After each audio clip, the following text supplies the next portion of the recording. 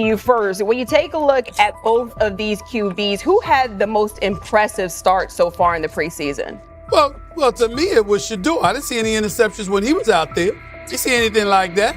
I mean, don't get me wrong. I don't think Dillon Gabriel did a bad job. I was impressed with the brother, but I'm going to go with Shedeur. You know, the pressure was on him. The spotlight was on him. Stephen A. Smith didn't just call out Dillon Gabriel. He held him accountable and made him rethink his comments. The moment Dillon Gabriel spoke and went after Shedeur Sanders, it wasn't a minor slip. He crossed the line and stepped directly into Stephen A. Smith's wheelhouse. And Smith answered with a clear, direct response that left no room for misinterpretation. The comparisons were emanating from the media more so than anybody else. And that's what I think, that's exactly who I think he was directing his comments towards. Having said that, Dillon Gabriel, respectfully, it was stupid. A very dumb comment to make. First of all, let me tell you something right now.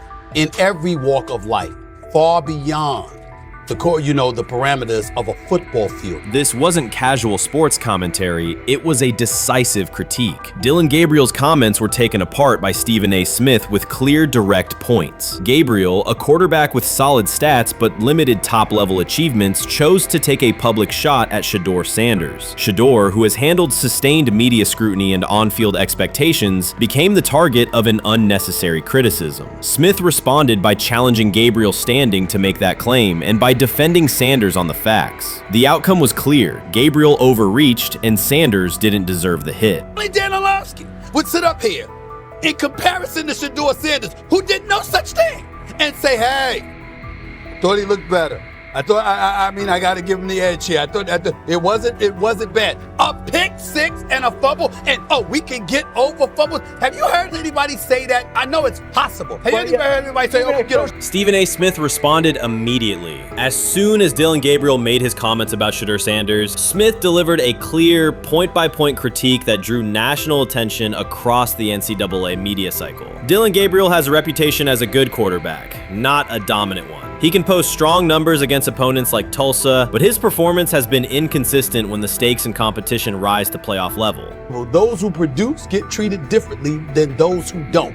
What he said echoes the mentality of all of America practically, and most certainly the world, as we see things being globalized more and more every day. It was a stupid, idiotic, immature comment, because clearly you were feeling the heat because a lot of people was talking about how Shedeur should be QB. Dillon Gabriel is a capable quarterback, but not a standout. Even so, he chose to talk down to Shedeur Sanders, a quarterback who has navigated constant scrutiny and pressure and still represents the future of a program that was struggling before he arrived. The comparison was weak. The criticism was unnecessary. Stephen A. Smith recognized that and dismantled Gabriel's argument with a clear, direct response.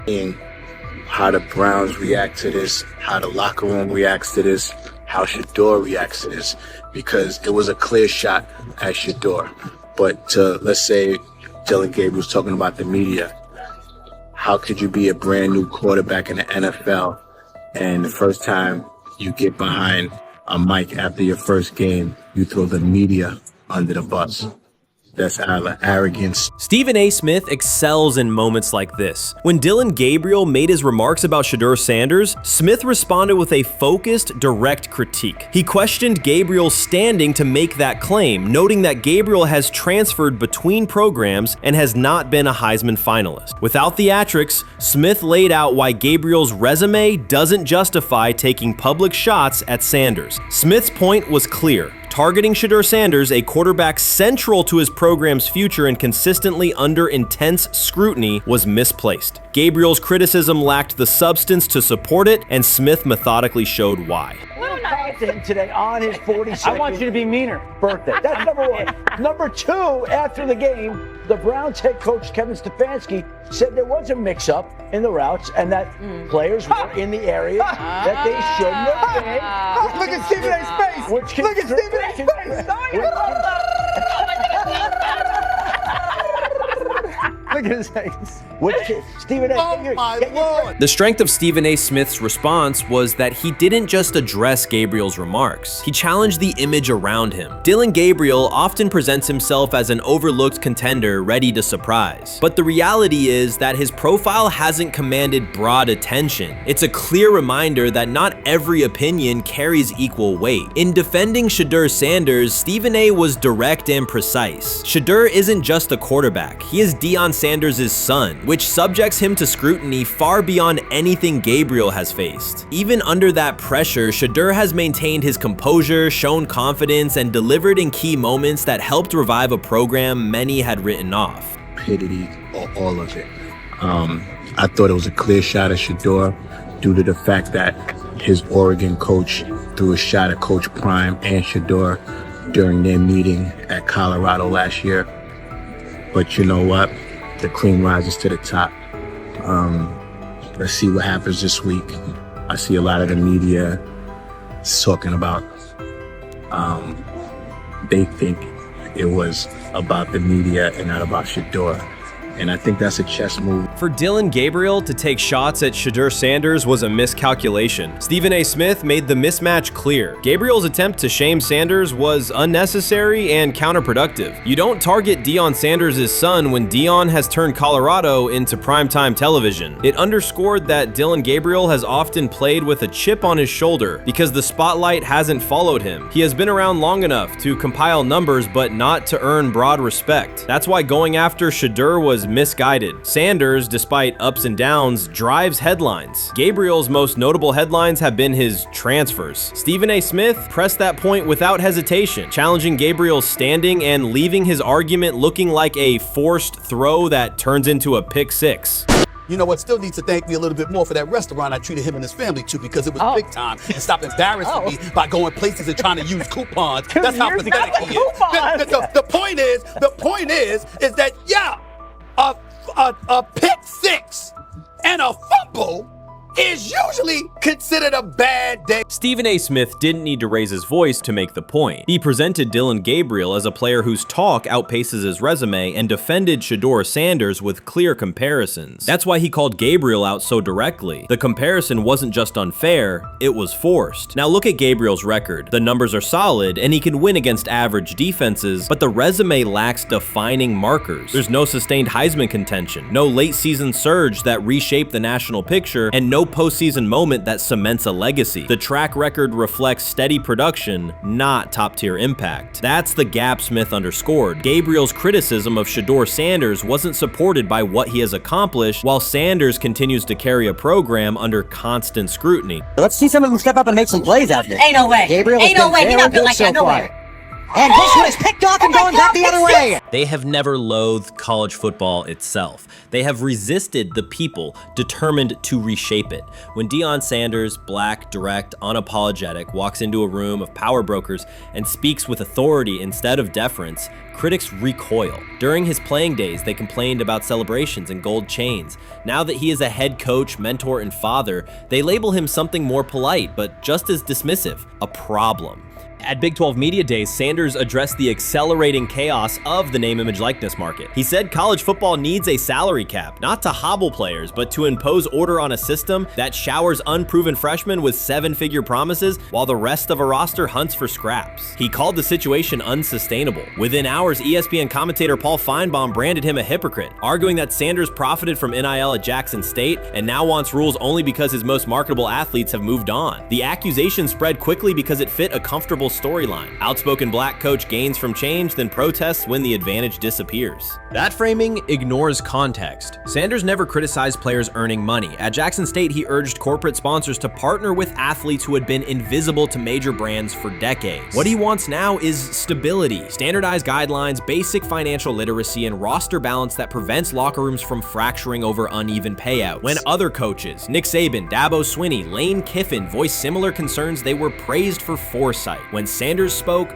the tone shifted to suspicion. The difference is not the message, it is the messenger. Feinbaum's response followed a familiar script. When black leaders question the structure of the sport, their motives are interrogated, their credibility attacked, and their competence doubted. He did not level the same charge at Jimbo Fisher when Fisher complained that NIL disturbed recruiting. He stayed silent when Kiffin lamented the transfer portal. But Sanders, who raised enrollment and television ratings at Jackson State, brought unprecedented attention to Colorado in one season and consistently mentors players beyond football, was called opportunistic. Feinbaum dismissed the cultural impact Sanders created, the exposure for historically black colleges, the draft picks developed, the infrastructure improved, reducing his work to a marketing stunt dependent on star sons Shedeur and Shiloh or two-way standout Travis Hunter. Sanders did not retaliate. He returned to practice, media obligations, and recruiting. His confidence is rooted in faith and in the responsibility he feels toward young athletes whose lives will extend decades beyond their highlight clips. When he asks for NIL boundaries, he is thinking about freshmen handed large sums without guidance,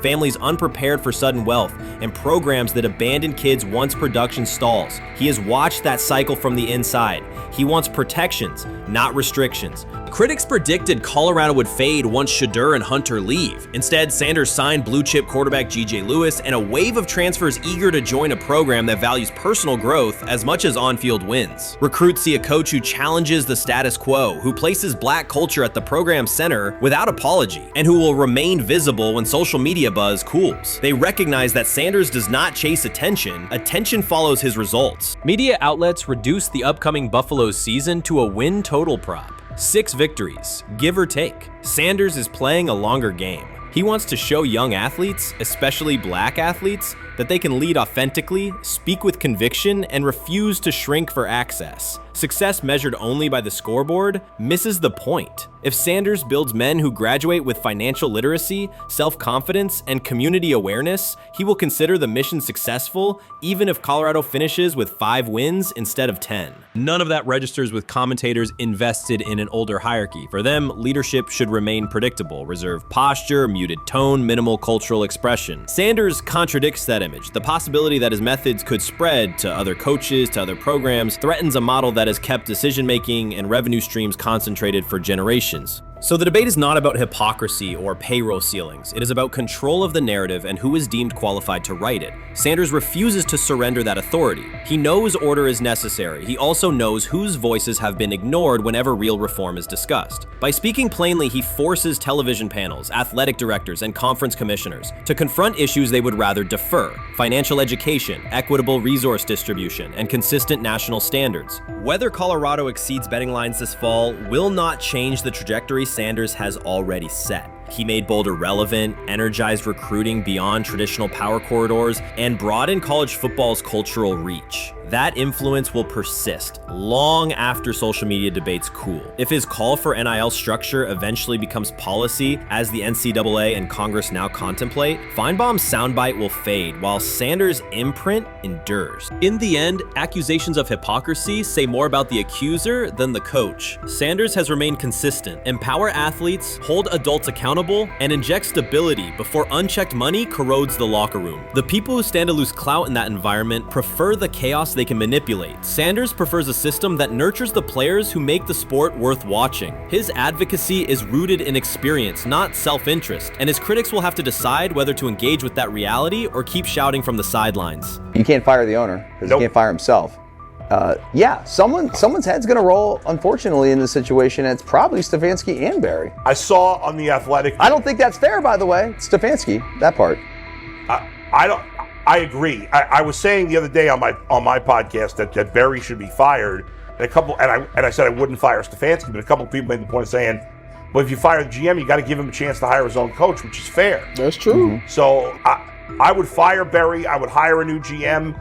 If that GM thinks Kevin Stefanski's a good coach, wants to stick with him. Right. The situation in Cleveland has escalated with the NFL. Sources indicate GM Andrew Barry is prepared to move on from head coach Kevin Stefanski if he refuses to elevate Shedeur Sanders. The Browns are weighing a major quarterback change. Leadership appears to be aligning behind Sanders and pushing for immediate action. This is a high-stakes decision about control and the team's direction. I think it's unfair for me to comment in I guess, maybe on behalf of the industry. All I can say is this, the time that we spent with Shedeur, and what he's done throughout his college career is impressive. He's an impressive young man. He's a really good quarterback.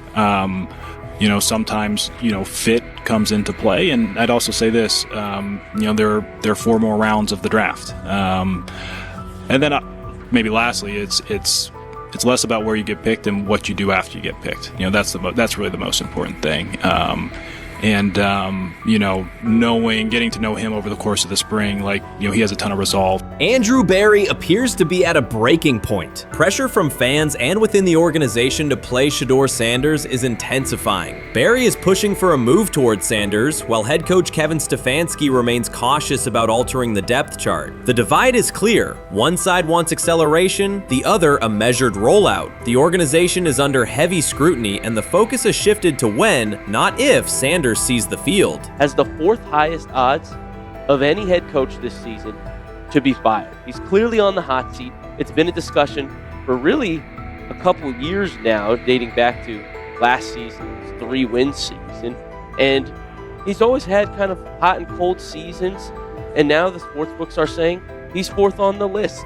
Number 1 is Mike McDaniel of the Miami Dolphins, Brian Dable of the Giants at 2, Shane Steichen at 3, and there is Kevin Stefanski plus 650 to be fired. This has moved beyond tension to outright stubbornness. Rather than elevating Shedeur Sanders, the staff has chosen Dillon Gabriel. The current depth chart looks less like a forward plan and more like resistance to change. Fans have been clear about who they expect to see, yet the organization keeps delaying. Every week without a real evaluation of Sanders slows development and blurs accountability. Cleveland is choosing a conservative approach when a decisive decision is needed, sending a message of uncertainty to both the locker room and the city. Now being the 3rd-string quarterback for the Cleveland Browns, was that so much was made out of unbelievable.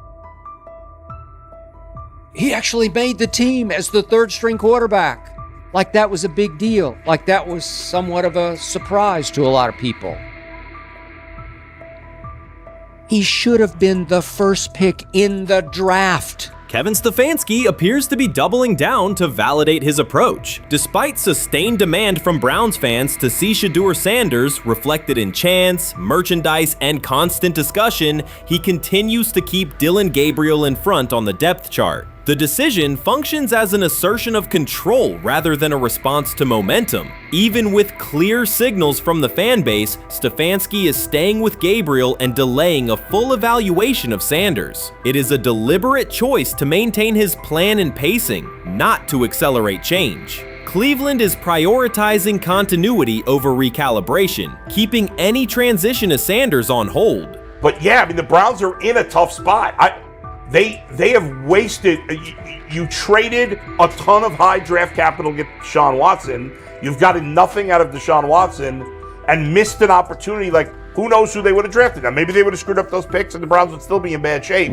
Andrew Berry is likely frustrated watching Dillon Gabriel default to conservative throws while the offense stalls. From a football perspective, this appears to be the hill Kevin Stefanski is choosing to stand on. Keeping Gabriel ahead of Shedeur Sanders has limited the unit's explosiveness and prevented a full evaluation of a higher ceiling option. Drives end quickly, field position flips, and momentum is lost while Sanders remains on the sideline. Fan patience is wearing thin. Each ineffective series intensifies criticism and shifts scrutiny toward the coaching staff's criteria for the depth chart. With every additional snap for Gabriel, the decision reads less like an open competition and more like rigid adherence to a plan that isn't producing results. The optics are clear. A dynamic quarterback sits while a cautious approach keeps the offense in neutral. If this continues, accountability questions will grow inside and outside the building. What performance benchmarks keep Gabriel ahead of Sanders? When will Sanders receive first-team reps in live situations to allow a fair comparison? The front office must decide whether to preserve continuity or pivot toward a timely assessment of Sanders. The longer the current approach stays in place, the more it signals stubbornness rather than adaptation, and the more pressure mounts to realign the plan with on-field output.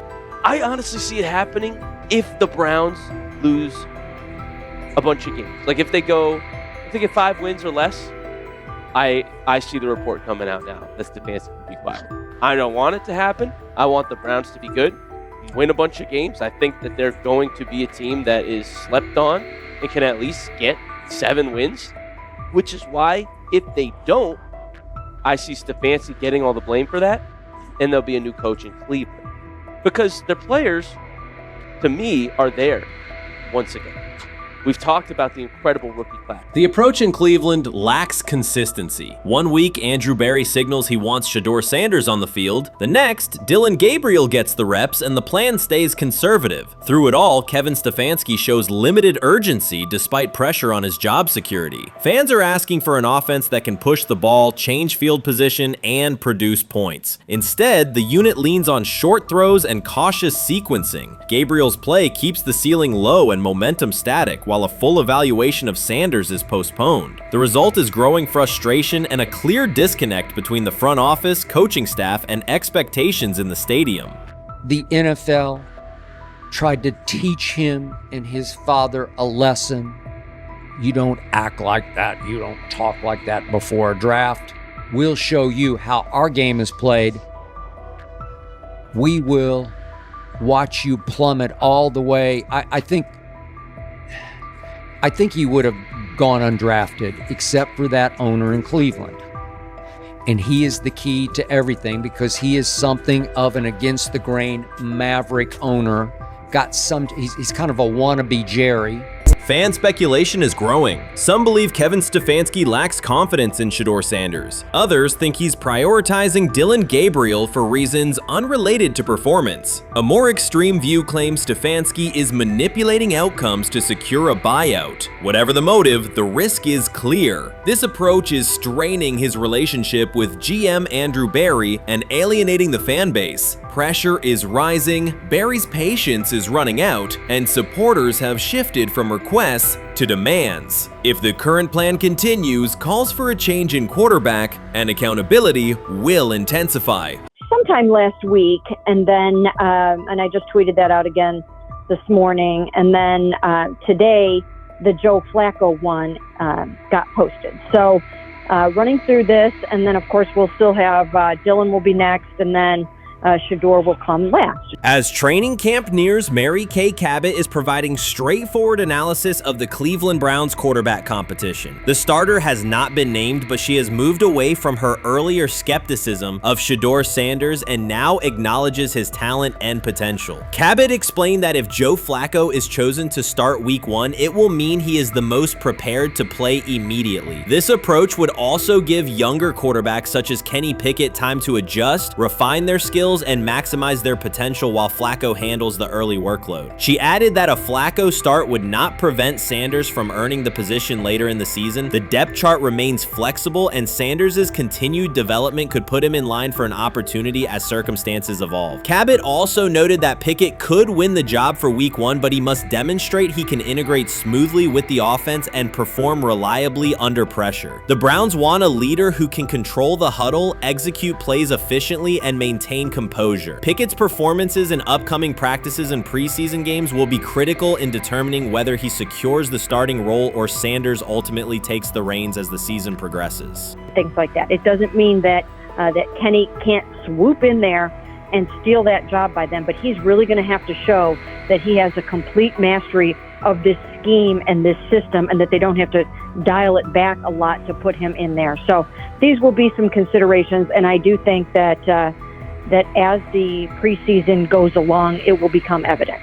Mary Kay Cabot recently stated that Shedeur Sanders is ready, and the Cleveland Browns are monitoring him closely. After a strong showing during organized team activities and minicamp, Sanders has made notable strides in his development. With continued progress, he is expected to return to the field prepared to contribute meaningfully. The Browns coaching staff is tracking his growth, and anticipation about his long-term role is increasing. Cabot added that if Sanders maintains this trajectory and continues to demonstrate poise within the team, he will have a legitimate chance to earn the starting quarterback job. Each practice practice reps strengthens his case, reinforcing the possibility that his development could benefit both the player and the organization. As Sanders impresses, discussion about his future in Cleveland becomes more compelling. Cabot also emphasized Sanders' advanced understanding of the offense. She noted that his football IQ appears in every drill and that he seems ready to execute the Browns system at full speed. His ability to process defenses quickly and make decisive reads distinguishes him from his peers. With the appropriate opportunity, Cabot believes Sanders could become a genuine difference maker for the Browns. One area Cabot highlighted is Sanders' command of pre-snap adjustments. His capacity to diagnose defensive fronts and communicate changes gives him an edge and reflects high football intelligence. If he translates those reads into consistent connections with his playmakers, he could elevate the Browns' offense significantly. By comparison, Cabot said quarterback Dillon Gabriel is still refining his grasp of complex terminology and play calling. While Gabriel possesses upside, Sanders' comfort with intricate concepts and his ability to manage tight pockets under pressure give him a clear advantage at this stage. Gabriel must sharpen those elements to compete at Sanders' level. Cabot previously reported that Sanders had already earned first-team practice snaps ahead of Gabriel. Her latest update confirms that Sanders is now approved as the Browns' starting quarterback, solidifying the organization's commitment to him as QB1. Expectations are high, and his response to the challenge will be closely watched throughout training camp and preseason. Cabot further noted that head coach Kevin Stefanski authorized Sanders to take expanded first-team reps beginning next month. This milestone underscores Sanders' readiness and the coaching staff's confidence in his progress. As the regular season approaches, Sanders aims to cement his status as the starter, and the competition for that position is intensified. Though Sanders leads the race, Kenny Pickett remains in contention. Cabot stressed that Pickett must prove he can integrate seamlessly with the offense and perform consistently under pressure. His performance over the next several weeks will determine whether he can challenge Sanders for the starting role. With both quarterbacks vying for the top spot, the Browns' Week 1 starter will be one of the most scrutinized decisions of the upcoming season. For now, Cabot's reporting underscores Sanders' rapid ascent, strong football intellect, and growing command of the offense, qualities that position him well to lead Cleveland's offense when the opportunity arrives. Urban Meyer's roster history underscores the absurdity. Meyer coached Aaron Hernandez, whose off-field crimes are well documented, along with other players entangled in assaults, academic misconduct, and more. Yet, Feinbaum singled out Newton, a national champion, Heisman Trophy winner, and NFL MVP, as the worst. This selective condemnation is not new. When Deion Sanders recently suggested implementing an NIL salary cap to restore competitive balance, Feinbaum dismissed the proposal and called Sanders a hypocrite rather than engage with the substance. The pattern repeats. Feinbaum routinely targets Cam Newton, Deion Sanders, Jameis Winston, Lamar Jackson, outspoken black athletes and coaches, while extending grace to figures such as Nick Saban, Kirby Smart, Dabo Swinney, or Tim Tebow under similar circumstances. Newton is no longer content to remain silent while others distort his story. In response, he laid out an accurate chronology, highlighting facts the commentary networks rarely repeat. One long-standing myth is that Newton was expelled from the University of Florida. He was not. Tim Tebow held the starting job unchallenged, and Meyer had no intention of displacing his star. Like thousands of athletes each year, Newton transferred to find a place where he could play. The move was strategic, not disciplinary. He is, with 3-2-2-5-3-17 to transferred and more back, Meyer was. Critics habitually resurrect the 2008 laptop incident to tarnish Newton's entire career. Newton has acknowledged the mistake, but its relevance is overstated. The incident did not prompt his transfer, nor did it derail his trajectory. After leaving Florida, Newton enrolled at Blinn College, a Texas JUCO powerhouse, and led the Buccaneers to a national championship while posting dominant statistics. That performance earned him the opportunity to transfer to Auburn. At Auburn, Newton produced one of the most extraordinary single seasons in collegiate history. More than 4,000 yards of total offense, 50 combined touchdowns, an SEC title, a national championship, and the Heisman Trophy. Achievement compressed into a single year under intense scrutiny. Even that landmark season is recast by Feinbaum as a cautionary tale. He claims Newton ignored head coach Gene Chizik by diving for a goal line touchdown when told to kneel, jeopardizing the game. In reality, Newton explained that the decision was a collective adjustment made in the huddle after reading the defense. While Auburn still held timeouts, the Tigers maintained control and secured the championship. Portraying that moment as reckless serves to recast Newton's success as selfishness rather than leadership. Feinbaum's approach to Sanders reflects the same dynamic. When Sanders urged a structured NIL ceiling to protect athletes and stabilize rosters, Feinbaum immediately labeled him hypocritical. Yet when Saban or Sweeney voice identical concerns, Feinbaum frames them as thoughtful guardians of the sport. The inconsistency reveals that the determining factor is not the argument but the identity of the speaker. Unapologetic black leaders who control their narratives, challenge entrenched hierarchies, and Feinbaum's commentary often functions as a check on that influence.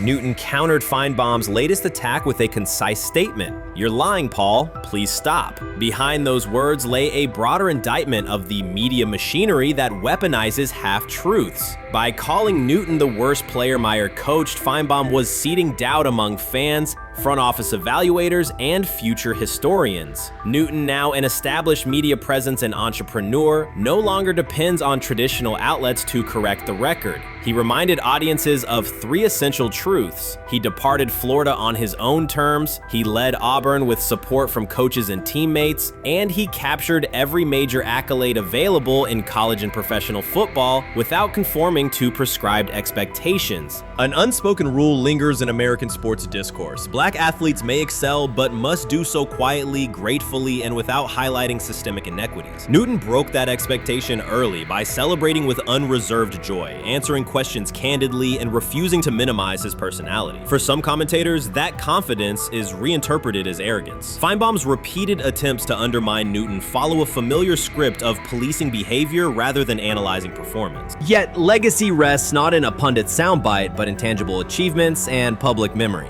Newton's resume, Heisman winner, national champion, NFL MVP, speaks for itself. Millions of fans witnessed his impact on Saturdays and Sundays. Countless young quarterbacks saw someone who looked like them redefine the position's possibilities. The same is true for Sanders, whose player-first coaching philosophy and media savvy continue to influence college football's direction. Feinbaum's commentary cannot erase these realities. Newton, Sanders, Winston, Jackson, and others have already secured their places in football history. By publicly confronting misinformation, Newton set a precedent for athletes who now possess the platforms and technology to present their stories unfiltered. The microphone no longer belongs exclusively to legacy broadcasters. Newton holds it now, and he intends to keep it.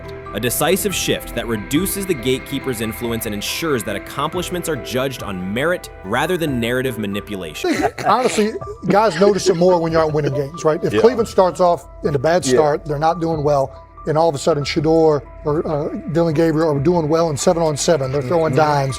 In practice drills, the number one defense can't stop them. People take notice of that, and the more that the players see it, they're gonna then the comments start happening over the lunch table. They start happening throughout the building, and that's when the pressure really will get severe. The Cleveland Browns were focused on resolving their quarterback situation until Jason Kelce made pointed comments that triggered a strong reaction from ownership. The response inside the organization was immediate and intense. What exactly did Kelce say that has the dog pound on edge and the front office under pressure? We've seen that miserable game by the Cleveland Browns. So they throw Joe Flacco in there, and I like Joe Flacco. He did good, but they gave him the resource of all the first-team guys. Then they throw Dillon Gabriel in there with first teams and second teams. So Dillon always is getting protected. The same thing again, they gave this scrub max protection on every play. Yeah, he completed some passes, but let's talk about his mistakes. He's still inconsistent with his throws, but he at least had max protection. The Cleveland Browns continue to be defined by inconsistency and avoidable setbacks. Even as fans hoped the organization had turned a corner, Jason Kelce, fresh off retirement, offered a direct critique that reignited doubts about the team's direction. His remarks implied the franchise's structure and decision-making remain unstable and recent progress may not hold. The takeaway for leadership is straightforward. Identify core issues, align on a coherent plan, and execute with discipline. For supporters, it's another sign that the problems run deeper than a single season. They throw Shedeur Sanders in there with the lowest cab drivers you couldn't even get on 5th Street. And I'm pissed off, bro, because the play calling was abysmal. Look, even if you don't like Shedeur didn't even get a chance to be trash. Even if you think Shedeur is garbage, he didn't even get a chance to be garbage. That's how awful the offensive line was. Kevin Stefanski still doesn't want to give Shedeur second strings and first strings reps. Why is that? Browns ownership's response shifted from measured to urgent. The pattern is familiar in Cleveland. The team once treated Johnny Manziel as a franchise solution, retained Hugh Jackson for a second year despite results, and invested heavily in Deshaun Watson through a costly trade and contract. These decisions reflect aggressive but poorly aligned planning. The outcome has been continued instability instead of sustained progress. That this was the guy that they wanted to start. He's seasoned, he's experienced, he still has a big-time arm, even at his age, and they open with the Cincinnati Bengals. They wanted that experienced guy. He was always going to be the guy. They were not going to start Dillon Gabriel or Shedeur Sanders in week 1. Kenny Pickett had a hamstring injury. It makes it easy to go with Joe Flacco. And the question isn't and wasn't going to be who's the starter in Cleveland. The question is, who's going to be the backup in Cleveland? Who's going to be the number 2 quarterback when they open the season against these Bengals? Fans still show up season after season, expecting improvement and bracing for setbacks. The usual pattern has been early optimism followed by a gradual collapse. But last season was different. For a sustained stretch, the Browns looked organized and competitive, resembling a functioning team. Couple days, 3 days until roster cutdowns. How do you feel about that? Do you feel like you belong here on this team? Obviously, I think overall as a player, I feel like I put in the work. I feel like everything I do, I try to do it to my best, and that's all I ask for. So I feel like everybody feels like, they should be on the team, and if you ask anybody on the team, would they feel like they belong, in their own eyes. So I feel like I do, but I'm my own player, I think about myself in a high regard. The front office entered the offseason confident. Kevin Stefanski was being praised, and the Dog Pound believed the team had made real progress. Then Jason Kelce delivered a pointed assessment that cut through the optimism. Fresh into retirement, the former Eagles All-Pro and Super Bowl champion said Cleveland still looks like a team patching over issues rather than building a durable contender. Kelce's view was direct. The Browns' structure is fragile, and the roster is too dependent on perfect health at quarterback. He argued the team is one injury away from losing continuity and sliding backward. Because Kelce has operated inside a stable, championship-level organization, his comments carried weight with players, media, and fans. The reaction was immediate. People took his critique seriously, not as outside noise, but as an informed evaluation of how a successful team should be built. Ownership also felt the impact. Jimmy Haslam's response shifted to urgency, a sign that leadership recognizes the stakes. The criticism arrives in the context of prior high-risk decisions, especially the fully guaranteed $230 million commitment tied to Deshaun Watson. Watson has missed time and shown inconsistency when available, and the contract has constrained flexibility. Kelce's remarks highlight why depth, alignment between the front office and coaching staff, and a clear contingency plan at quarterback are non-negotiable. The takeaway is straightforward. Cleveland must convert last season's progress into a stable framework, protect the quarterback, deepen critical positions, and establish a plan that survives injuries and short-term setbacks. Without that, the games that fueled optimism will remain temporary. If you're a betting man, who do you think starts for the Browns at quarterback? Okay, this is the situation. Kenny Pickett, they actually traded for him. Joe Flacco, no one's bringing Joe Flacco in the building thinking Joe Flacco's going to be the starter. If Joe Flacco is your starter, you got a problem. You have a huge problem. And if they were saying Shedeur was the starter as the 5th rounder, you got a real problem too, because he passed over all these guys in these reps in the offseason in shorts, in bikini shorts, Speedos and stuff. Like, no. That kind of stuff. So I'm not that surprised. When you put down a 3rd round pick on a quarterback, you do believe he has a certain skill set. Jason Kelce stated the obvious. Cleveland committed to a quarterback who hasn't played at an elite level in years, and Joe Flacco's playoff run didn't change the long-term outlook. Ownership appeared more upset that the criticism was public than by the substance of the critique. Many fans agreed. They've seen this pattern before. Rosters age, injuries are inevitable, and when a single contract dominates the cap, one setback at quarterback can undermine the entire season. Kelsey's broader point was about structure. The Browns prioritized the high-cost, uncertain starter over depth and contingency. The late-season surge masked issues that remain: limited cap flexibility, thin depth at key positions, and an offense that lacks a credible Plan B.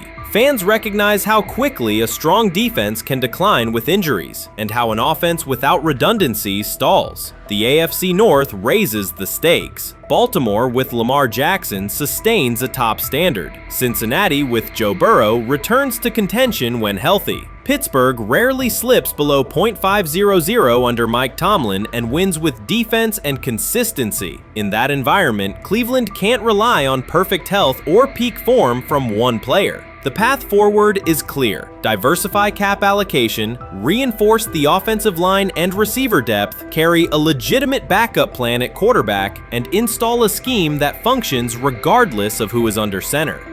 Given what we saw yesterday with Shedeur Sanders, somebody on the Cleveland Browns is 100% getting fired, probably by the end of this year. The person who's probably going to end up getting fired is Kevin Stefanski, because I know that he didn't want Shedeur Sanders on the team. It was Andrew Berry who made that pick.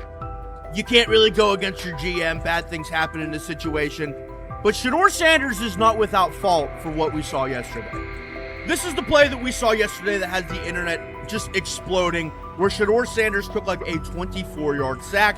Half of the internet is saying that this is all Kevin Stefanski's fault. Cleveland showed progress last season, but the underlying concerns remain. Jason Kelce highlighted them directly. The Browns' long-term plan is fragile, cap-constrained, and overly dependent on perfect health at quarterback. His comments focused attention on structural issues, roster depth, continuity in coaching, and a sustainable offensive approach, rather than a single hot streak. That criticism resonated because it reflected what many around the league already see. Ownership's reaction underscored the sensitivity. Jimmy Haslam has presided over frequent coaching and quarterback changes, and external scrutiny carries weight when it comes from a respected veteran with championship experience. Kelce's remarks reinforce that last year's Joe Flacco stretch was a short-term solution, not a foundation. The team still needs a durable plan that can withstand injuries and inconsistency. The practical takeaway is clear: stabilize the system, diversify cap usage, and build depth at key positions so the offense functions regardless of who is under center. That includes a coherent development pathway for younger talent such as Shedeur Sanders, with defined practice reps, protection, and scheme alignment. Kelce didn't say anything outrageous. He articulated the gap between a brief surge and a credible long-term contender. I have the faith of a mustard seed.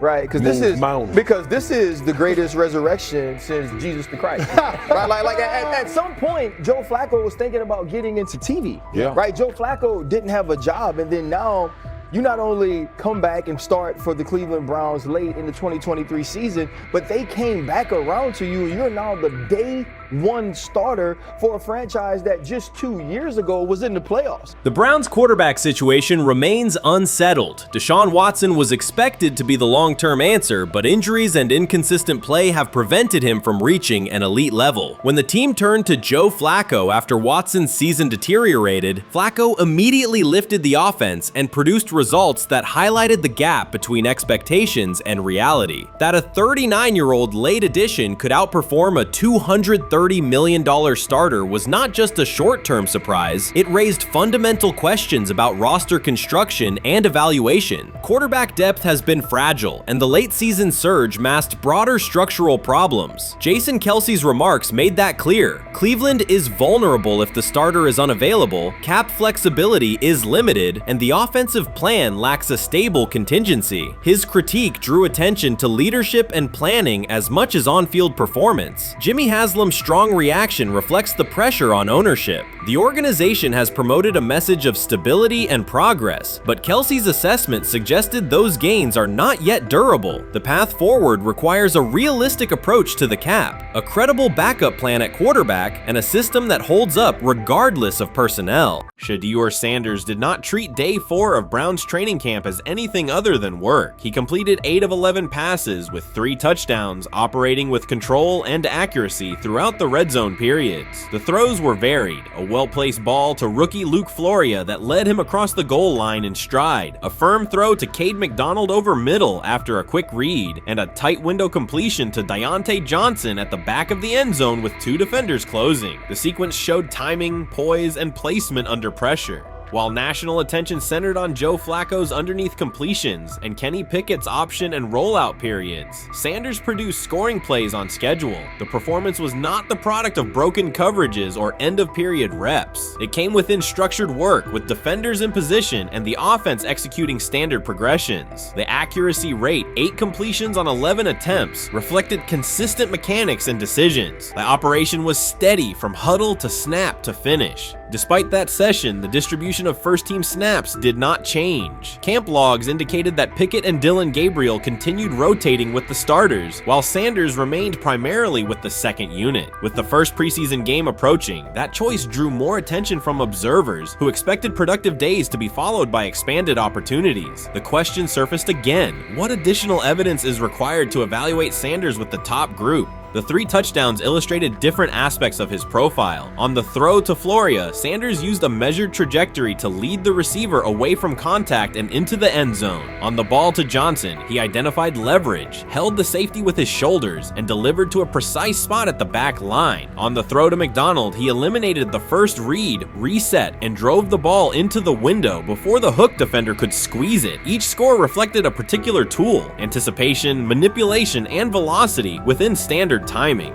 Comparisons to the other quarterbacks were straightforward. Pickett produced 2 touchdowns but placed 1 late ball that exposed a receiver to contact near the goal line. Gabriel accounted for 1 score, with additional gains coming on checkdowns and designed movement. Flacco advanced the ball in short increments without finishing drives during the same period. Sanders converted opportunities into points repeatedly and without turnovers. The rotation, however, remained unchanged. Head coach Kevin Stefanski and the staff continued to allocate first-team work to the same group, describing the process as an open evaluation. In practice, that has meant extended starter reps for Pickett and Gabriel, veteran scripts for Flacco, and second unit periods for Sanders. The disconnect between output and opportunity was notable, particularly given the stated goal of reaching an early decision at quarterback. When asked about the timeline recently, Stefanski said the preference was to decide sooner rather than later, an acknowledgement that the window for assessment is limited as preseason approaches. Speculation about motives is common in such situations. The discussion has included references to front office perspectives and ownership influence. Owner Jimmy Haslam is widely viewed as supportive of drafting Sanders. General manager Andrew Berry is known for prioritizing fit, traits, and process within the roster building model. Stefanski reports to Berry, and the practice plan reflects coaching evaluation within organizational parameters. None of that guarantees any outcome. It does explain why rotations can remain conservative even after strong individual periods. Regardless of internal views, the most useful next step for the evaluation would be a defined set of first-team snaps for Sanders to put comparable tape next to his peers. There was also outside attention on several practice segments from earlier in camp that showed Sanders throwing during lulls to non-receiver personnel, ball attendants, staffers, and assistants, while other quarterbacks were in script with full units. Those clips circulated widely and were interpreted by some as dismissive. Sanders addressed questions about it by narrowing the focus to preparation, explaining that his responsibility is to be ready for the work assigned and that he has adjusted at every level of competition, from HBCU ball to the Power 5 and now the NFL. The response matched his general approach: acknowledge the situation, maintain routine, and continue to execute when the next period begins. The broader draft day and narrative context remains part of the conversation. Sanders' college resume included efficient production and high completion rates across 2 programs, culminating in national recognition such as the Johnny Unitas Golden Arm Award. His selection in the 5th round was driven by varying evaluations of projection, scheme fit, and development timelines. The result is the current environment. He must present his case within limited windows, then wait for access to the next rung of competition. That does not make the process unfair, it makes it exacting. The best answer, for him and for the staff, is additional, comparable reps and clear tape.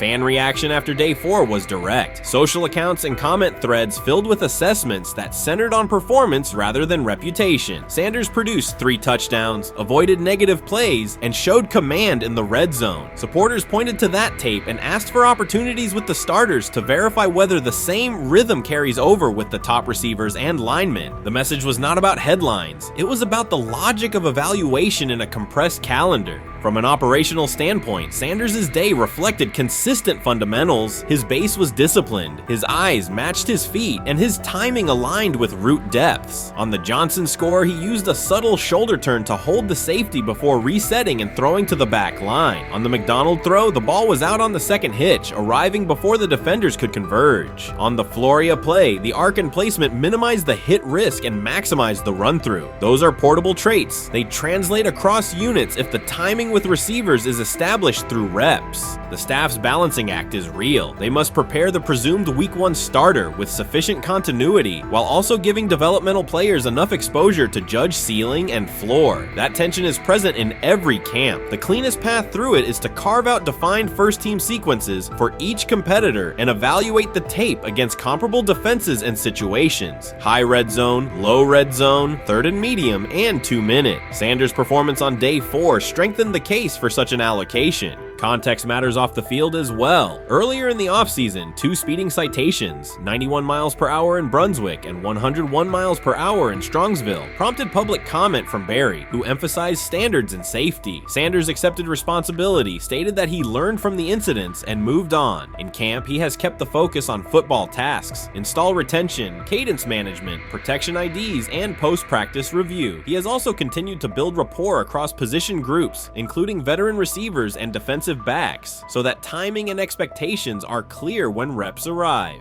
None of this diminishes the experience of the veterans in the room. Flacco has decades of film, Pickett has multiple seasons of NFL starts, and Gabriel brings mobility and a defined collegiate profile. It does, however, underscore the purpose of camp, to align decisions with current performance. Sanders produced the most efficient scoring period of the day. The next logical step is to see that operation with the starting unit, document the results, and compare them to the other candidates under the same conditions. The preseason opener will compress timelines further. Install packages expand, and coaches begin to narrow personnel groupings. If the objective is to identify the quarterback who can operate the offense most cleanly on Sundays, then structured exposure now will give the staff better information later. A small but deliberate set of first-team snaps for Sanders, scripted early downs, a third down sequence, and a red zone series would provide data without disrupting broader preparation. Until that occurs, Sanders can only continue to control process and execution. Day 4 showed what that looks like when opportunities align. Efficient reads, disciplined mechanics, and finishes in the end zone. He did not seek attention for the sequence. He put it on tape. If the evaluation remains consistent with the stated competition, comparable snaps should follow. If they do, the staff will have a clear side-by-side measure. If they do not, the question from observers will remain the same. What more needs to be seen to justify the look?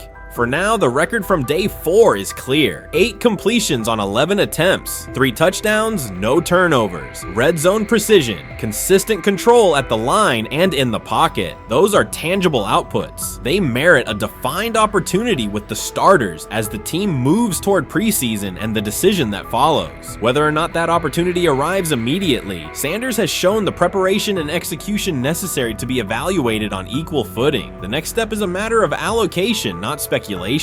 Rich Eisen addressed the armchair analysts and online critics head-on. Shedeur Sanders just received his opportunity, and the backlash arrived immediately. Eisen responded with a clear, point-by-point case explaining why the criticism misses the mark. If you thought Shedeur's rise was rapid, Eisen's analysis puts it in proper context. Here's what he laid out on air. Already speaking in Cleveland high schools. Weekend after, flying out immediately to get to work. But his character's terrible, right? You know, and listen, oh, he interviewed bad, you know. According to who? The New York Giants? No offense, Bert. The same New York Giants that gave Daniel Jones a huge contract and let Saquon Barkley out the door. That's the intel we're trusting here? That was for him to celebrate. He just made, I mean, look, he put in work in college. He had the privilege of being coached by his father. Which we all would love and choose. Turned around not 1, but 2 programs in college football. And then literally for any athlete Being drafted at the highest level is a success story in itself. Rich Eisen delivered a direct response to the critics. He addressed the online claims reducing Shedeur Sanders to Deion Sanders' son instead of evaluating him as a quarterback on merit. Eisen challenged those assumptions and refocused the discussion on performance, preparation, and opportunity. Say Kenny Pickett had strained his hamstring. Shedeur, they say his first day in pass, 9 for 9, 2 touchdowns, no interceptions. Really was just hating on this young guy. Within minutes, Rich Eisen delivered a structured breakdown, addressing each claim with evidence and dismantling weak narratives through clear analysis. He replaced speculation with data and kept the focus on what matters: decision-making, accuracy, leadership, preparation, and game management. The reality is simple. Shedeur Sanders was not given this opportunity. He earned it through performance and consistency against real competition. He accepted the role, met the standard, and handled the moment with professionalism and urgency. No shortcuts, no favors, just results and readiness. Eisen's point was direct. Evaluate Shedeur on his work, not assumptions, and acknowledge that he has justified the opportunity on the field. I've done it at 2 locations already, so it's simple. So that's why when people say I'm not, one of the top quarterbacks or the top quarterback, is what are y'all going based off of? Because I did it year after year after year, and you see the progression. So it's like, obviously it got to be some type of external hate that you have for the family, for the last name, for anything. Because I know I proved myself. While many were still debating whether he was NFL ready, Shedeur Sanders stepped onto the practice field and operated like a clear QB1, setting protections, controlling tempo, and executing the plan. The narrative that he is just flash, media attention, or his father's influence does not hold up against his work in installs, progressions, and situational drills. What he showed was composure, efficiency, and command of the offense. He processed quickly, protected the football, and delivered on-time throws, demonstrating preparation and control. I'm a firm believer. If I wanted Shedeur Sanders at 2, at worst at 33, of course I already think that he's better than other quarterbacks. Because that's the type of talent, that's where I would have picked him at. And if he was at 2 or 33, and he still had this same exact skill set, we would be talking about him starting and playing. Right. Well, there'd only be 3 quarterbacks. It'd be 3 quarterbacks, not 4. Not 4, yeah. But since he moved to the 5th round, that's cool. They might have to go along with it. But to me, I think if you ask who got the best tools, I'm going with Shedeur Sanders. From the first day of camp, he was not there to get by. He arrived to lead. There was no hesitation in installs, no lapses in fundamentals, just precise timing, clean footwork, and consistent velocity to every level of the field. He managed protections, controlled cadence, and delivered in situational work, showing command rather than learning on the fly. The approach was efficient and disciplined, with attention to detail and progressions and ball placement that reflected preparation, not improvisation. At the same time, Rich Eisen addressed the narrative directly and backed it with evidence. He laid out clips, context, and performance markers to cut through speculation. Eisen emphasized that Shedeur Sanders did not step into this moment because of publicity. He built toward it through sustained work, resilience, and results. The background, media readiness, high football IQ, and a professional approach was developed over years, not days, and it translated to immediate operational control of the offense. The resistance came from familiar places. Some in the traditional guard still framed mobile quarterbacks as limited and expected the nepotism label to define him. That view did not hold up against what was on the field: composure under pressure, secure decision-making, accurate throws into tight windows, and consistent execution in red zone and 2-minute sequences. Eisen's point was clear: evaluate Shedeur Sanders on performance and readiness. The evidence shows he earned the opportunity and is meeting the standard with accountability and consistency. Yeah, teams didn't draft him because they didn't think he was first-round talent. And the quote we played and that's on the screen, I think is flatly wrong. We all know this shouldn't have happened. Yes, it should have. It should have happened because this wasn't. Now, again, teams can be wrong. The league as a whole can be wrong. Hell, the Baltimore Ravens drafted a 25-year-old tight end before they drafted Lamar Jackson in the same draft. The die is not cast on who Shedeur Sanders. He stated it plainly. This is not a celebrity appearance. This is a quarterback with pocket presence, leadership, and decision-making that stands on its own. You either show it or you settle into a backup role. Shedeur Sanders is not auditioning. He is establishing himself as the starter. When the opportunity arrived, whether through injury, trade, or depth chart changes, Shedeur was prepared and delivered. He did not hesitate. He executed the offense and finished drives. As others tried to catch up to what they were seeing, Rich Coach Eisen reinforced the same message he has been repeating: evaluate the work. Camp reports have been consistently positive, but the important shift is how the performance is being received. Casual attendees who came to observe left talking about Shedeur's command and poise. Detailed observers focused on his pre-snap reads, protection checks, and audibles, highlighting the mechanics, timing, and ball placement that support efficient, controlled play. I'm about to unleash about Shedeur Sanders. I just watched what happened to Shedeur Sanders in the Cleveland Browns' third and final preseason game.